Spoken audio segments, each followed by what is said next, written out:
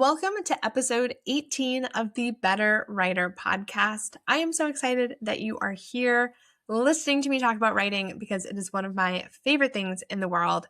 In case we have not met, my name is Olivia. I'm a developmental editor and book coach, and I help genre fiction writers create reader-ready novels no matter how messy their original drafts are. And today I want to talk about show don't tell again. The last two episodes, I've been talking about why people think of show don't tell the wrong way, and I have been talking about what makes showing so difficult for writers. And now I want to wrap up this little mini series by talking about my favorite show don't tell solution that happens at the developmental level. Obviously, there are a lot of things that we can do to show instead of tell at the line level, where we want to be super specific in our narration. We can be very descriptive. We can show emotion through facial expressions, through body language, through visceral reactions. We have a wide array of tools at our disposal for show don't tell at the line level. However, I believe that showing really starts at the developmental level. Showing starts with the way that you have designed your plot and your story as a whole. And I think that the real secret to show don't tell is writing your novel in scenes. Because when you write your novel in scenes, if you're truly creating scenes, you are automatically going to be pushed to show things that are happening on the page instead of just telling readers about them. And today I just want to talk about how scenes help us and how you can use scenes to your advantage to make sure that you are showing instead of telling. Before we go any further, I want to make sure that we are all on the same page of what I mean when I'm talking about scenes. In my mind, and there are various definitions out there, but for me, a scene is a unit of narrative. And in a scene, we are following one character or one group of characters as they react to a specific event or situation, and we stick with them in real time until that event or situation is either resolved or interrupted by a new situation or a new event. And just to make that more concrete, let's pull a book off of the shelf on my desk and we'll see what the first scene of that book is. All right, random selection. We've got Mistborn by Brandon Sanderson. And if we open up to the very, very first pages of Mistborn, this is actually a prologue, and prologues, especially in first drafts, can be huge telling culprits because sometimes people will put in a prologue that just summarizes the history of their world, or it just summarizes a conflict that has been ongoing, or it summarizes backstory, things like that. But this prologue is actually a scene. We open up with a character looking out over their fields as their servants work. They are meeting with another character. They're being questioned about, are their servants running away, things like that. And in the context of the world, that all makes sense. We're learning about the world as we go, but it is in the context of a scene. There's a specific conversation happening. That is our situation. Then Lord Trusting, the main character in that scene, makes eye contact with a servant who is not as humble as they should be in his mind. He sees that moment of defiance in that character's eyes and reacts to it. By the time he is fully processed, that person is gone, has disappeared. And that's it. That is basically the end of the scene. And that is initiating the rest of the story. And it's a very simple set of actions. We have one character basically standing there talking to another, looking out over the fields as other people are working. But that is a situation that is happening in real time. Something is happening in real time. The dialogue is happening in real time. We have the character's actions narrated. When we get character thoughts or character reactions, they are always relevant and specific to what is happening in that precise moment. Nothing else is coming in. We are learning about the world. We learn a lot about the world. There's ash falling from the sky. We have peasants who are called ska. I don't know if I'm pronouncing that right. It doesn't matter. But we are learning information, but it is not just being told to us. We don't have an opening prologue that says, once upon a time, there was this great empire where most of the people were oppressed working these fields of ash. We don't get that explained to us. We are shown what this world is like through a character who is not our main character, but we adopt their perspective for a short period of time so we can learn about the world through them, through their eyes, and through this very specific moment in time. All right, now that we've gone through an example that literally got pulled off the bookshelf in real time, was not pre-planned as it should have been, but oh well. let's talk about why scenes are so important to show don't tell. And one quick note that I probably should have said at the beginning, but when I'm talking about scenes, you might think in terms of chapters, and they can function the same way if you are using them the same way. So if your chapters follow a character through a specific situation and you're just thinking of them as chapters, that is totally fine. Call them chapters, call them sections, call them whatever you want to, as long as you are still using that core principle of things are happening in real time, you are following that situation through, and we're focusing on one character at a time or one group of characters at a time. But ideally, we should only have one POV character at a time, and I will talk about that a little bit later. Get off of the treadmill. Sorry if that was an awkward edit. Minerva is really hyper right now, and she wants me to play with her, which I will do as soon as I stop recording. All right, so let's talk about how a scene is going to help you show instead of tell. There are three main ways in my mind. And the first way is in that definition of a scene. We are following characters in real time. And when we are moving with characters in real time, we are showing. If we're doing it right, of course. If you can think of telling. Telling is summarizing what happened. Telling is giving us a sketch of events. Versus if we are actually narrating the play-by-play, the specifics of what happened exactly. We are narrating all of the characters' actions, all of the characters' reactions. We are putting the actual dialogue on the page. We are following that conversation as it happens instead of just summarizing the gist of it afterwards. If we are doing all of those things, we are showing what happened. We are showing the conversation. We are showing the characters' reactions. Obviously, there are other things that need to happen because remember from a couple episodes ago, show don't tell is not one thing. Obviously, there are things that we need to do at the line and sentence level to bring that real-time action to life.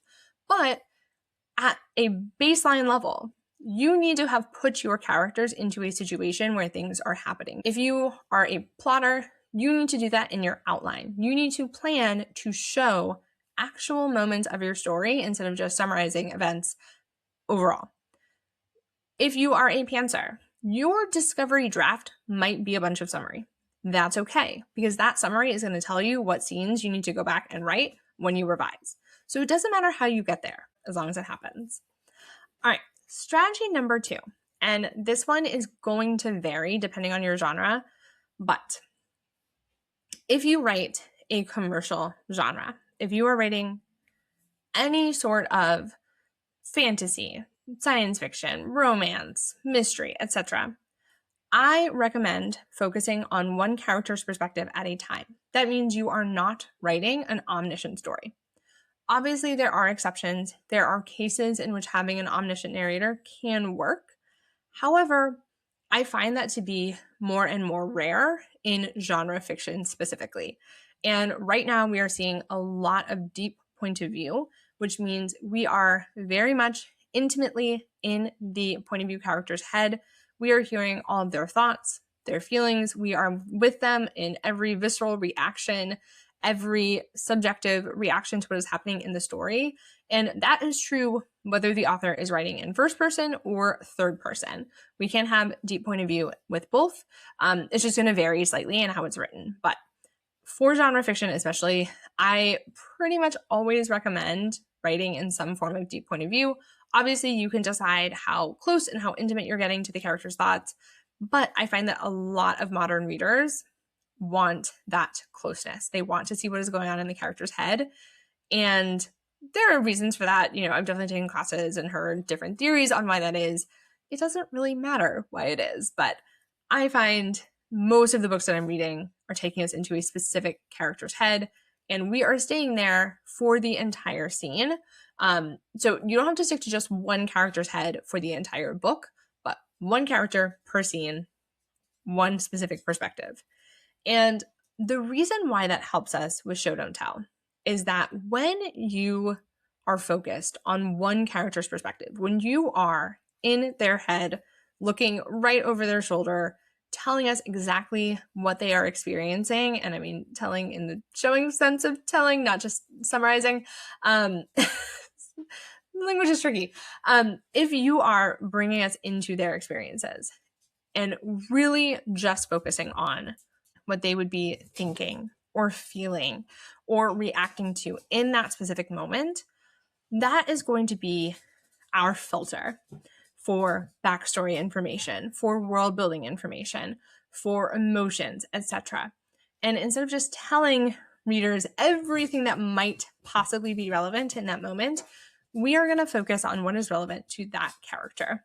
And when we start filtering all of our information through that specific lens, when we start thinking of what does this character care about in this moment, when we start focusing on their subjective experience of what is happening in that scene, it becomes much, much easier to show instead of tell.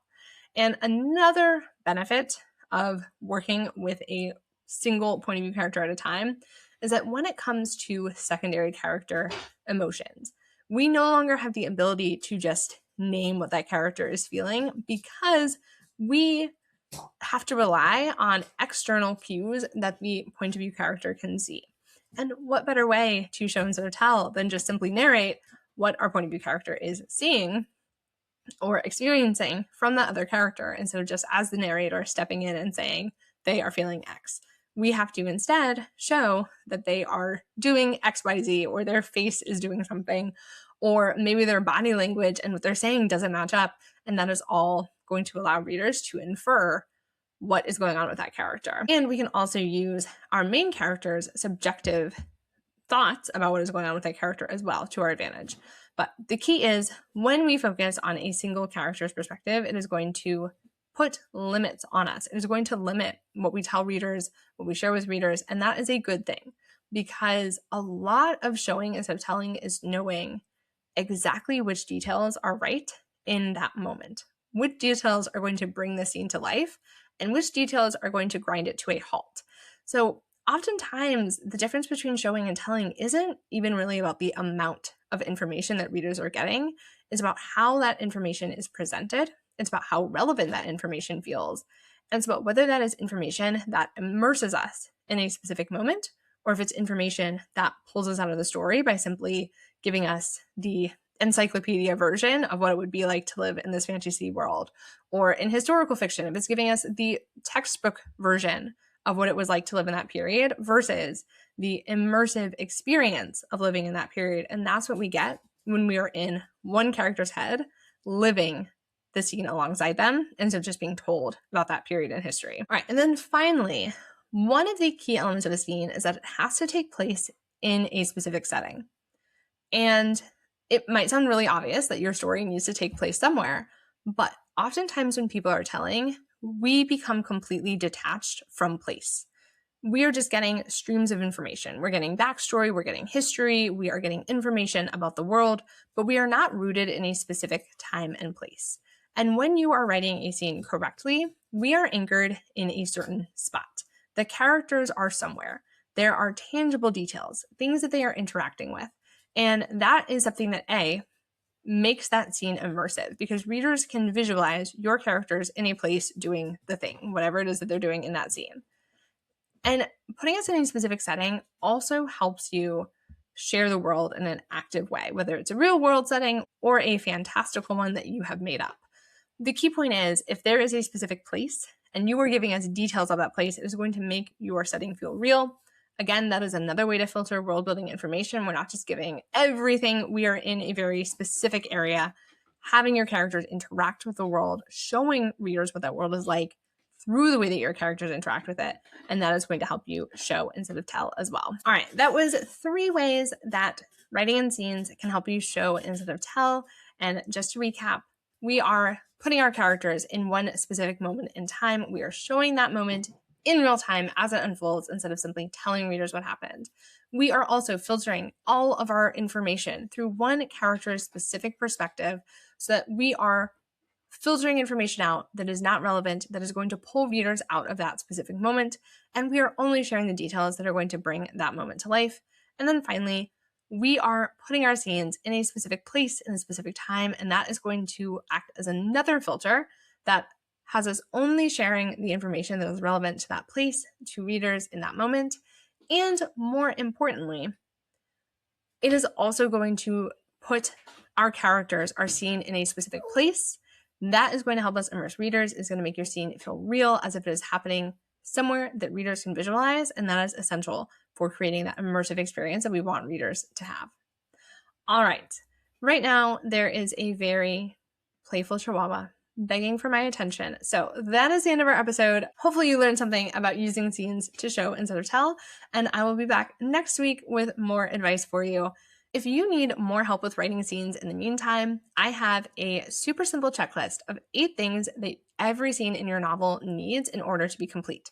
So you can grab that checklist wherever you're listening to this podcast episode or wherever you're watching.